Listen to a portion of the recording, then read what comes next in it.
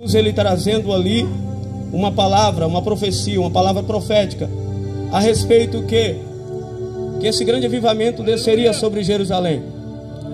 E a partir de Jerusalém, Judeia, Samaria, até os confins da terra. Todos nós conhecemos, todos nós sabemos a respeito de Atos capítulo 2, aonde a palavra de Deus diz que eles estavam todos reunidos no mesmo lugar.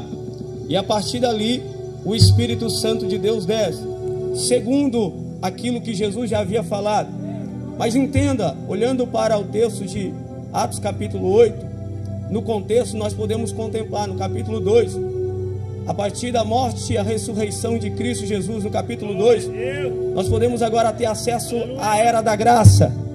A era da graça, a graça é o favor imerecido. Aquilo que nós não merecíamos, nós recebemos por intermédio de Cristo Jesus. Este que morreu, este que ressuscitou, este que ascendeu sobre os céus.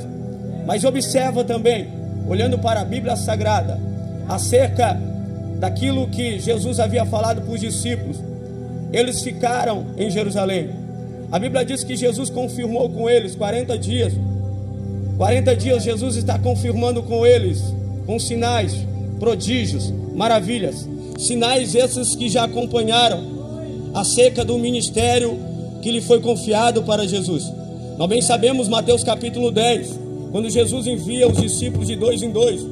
E quando os discípulos chegaram, eles chegaram com uma grande novidade, uma grande alegria, porque aonde eles colocavam a planta dos pés, aonde eles chegavam, algo acontecia. Mas por causa do quê? Por causa que eles foram chamados por Cristo, os discípulos.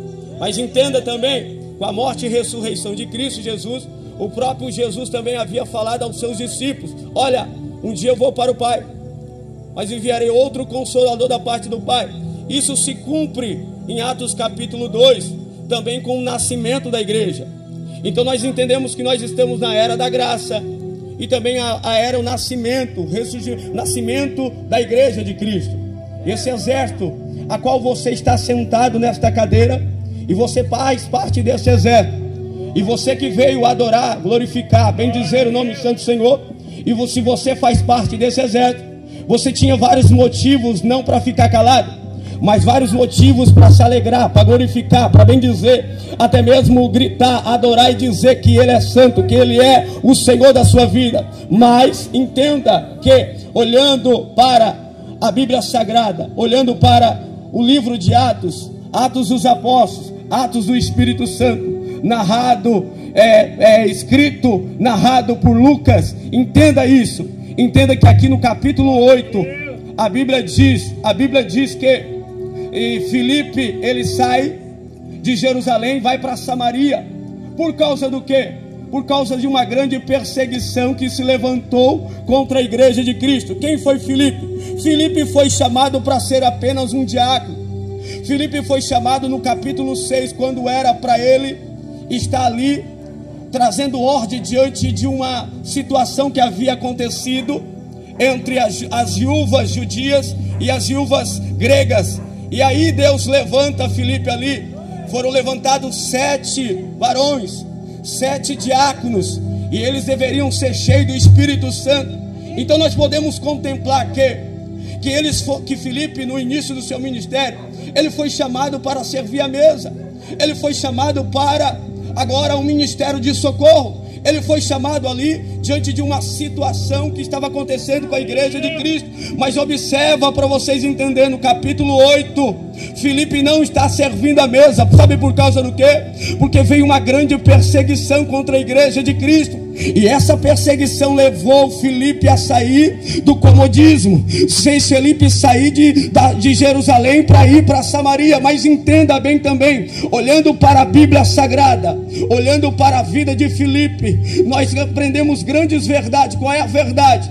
Muitas pessoas se contentam com o lugar que é chamado, Algumas pessoas dizem assim: ó, meu pastor, meu líder me chamou para apenas eu estar servindo a mesa diante dessa situação. Não, mas Filipe não fez assim. Filipe, ele entendeu que era muito mais do que servir a mesa. Meu Deus, se você crê neste momento, nesta noite, Deus está falando com pessoas aqui, ó, que talvez você está sendo levantado por Deus em um tempo em que está sendo grande perseguição, até mesmo contra a igreja nos dias atuais, e você está aí sentado nesta cadeira, glorificando, exaltando e adorando ao nome santo do Senhor, e você está aí sem entender até mesmo, para até mesmo eu fui chamado. Mas entenda que Filipe sabia que foi chamado para servir a mesa, mas Filipe não se contentou para ficar à mesa. Pastor, o que você está querendo dizer? Qual é a primeira verdade que eu quero aplicar nesta noite para o povo de Deus? Tem pessoas que se acostumam a ficar num ambiente só, e muitas das vezes fica até acabar o último dia da sua vida naquele ambiente, e entende que aquilo ali é ali que Deus chamou. Mas entenda que Filipe precisou entender que servir a mesa era de urgência, servir a mesa era algo que ele deveria fazer sim, mas mais é do que servir a mesa, aleluia, era glorificar e exaltar o nome santo do Senhor. Não importa o que ele passaria, não importa o que ele enfrentaria, não importa o que ele viveria. E eu já quero nesta noite começar a dizer para algumas pessoas: ei, você que chegou aqui e muitas das vezes tem olhado para um lado e para o outro, e muitas das vezes as pessoas não têm olhado da maneira que é para olhar. Não importa, importa que você está aí adorando, importa que você está aí servindo, importa que você está aí no lugar certo, porque é desse lugar que Deus vai te levantar para fazer história como levantou Filipe. Assim também vai levantar pessoas aqui. Talvez você chegou aqui apenas para ouvir a palavra, mas a palavra que Deus colocou no meu coração é que é preciso entender.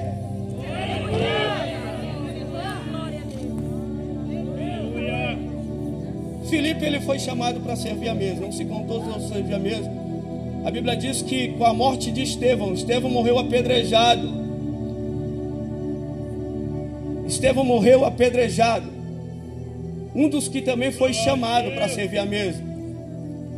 E muitas pessoas, ao olhavam para Estevão sendo apedrejado, poderia se escandalizar. Será que foi para isso que Deus me chamou? E a Bíblia diz que Estevão morreu fitando os olhos para o alto e ainda pedindo que Deus viesse perdoar aqueles que estavam lhe matando apedrejado. Pastor, o que você está querendo dizer? Eu estou querendo dizer que quando Filipe, ele viu, ouviu, entendeu que com a morte de Estevão a igreja agora passaria uma grande perseguição.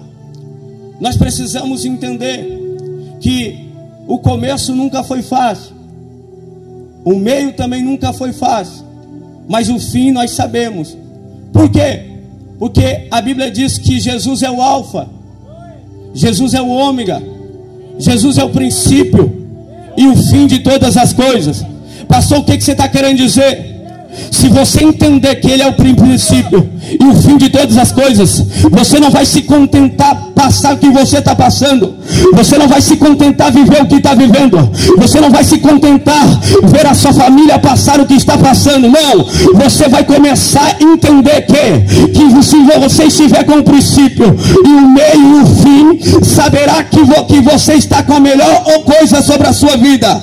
A Bíblia diz que não é o começo das coisas que é bom, é o fim das coisas.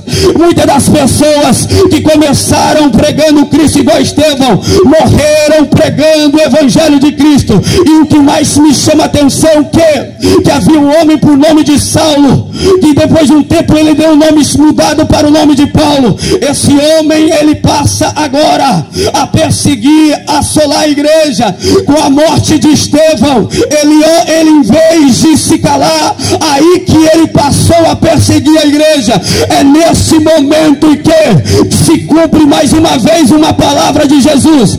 Atos capítulo 1 versículo 8, que a igreja queria ficar apenas em Jerusalém. A Bíblia diz que com a perseguição, os discípulos que já tinham mais maturidade, eles ficaram em Jerusalém. E a Bíblia diz que agora Filipe vai para uma das cidades de Samaria. E o que Filipe vai pregar? É simples, a mesma mensagem que os discípulos pregaram, a mesma mensagem que Jesus havia lhe ensinado, o Evangelho de Cristo Jesus Cristo ressurreto. E o mais interessante é que a perseguição começou em Jerusalém. Jerusalém fala de lugar elevado, lugar alto. E partindo daí agora lá vai a Filipe para Samaria. Ou seja, quando a igreja pensa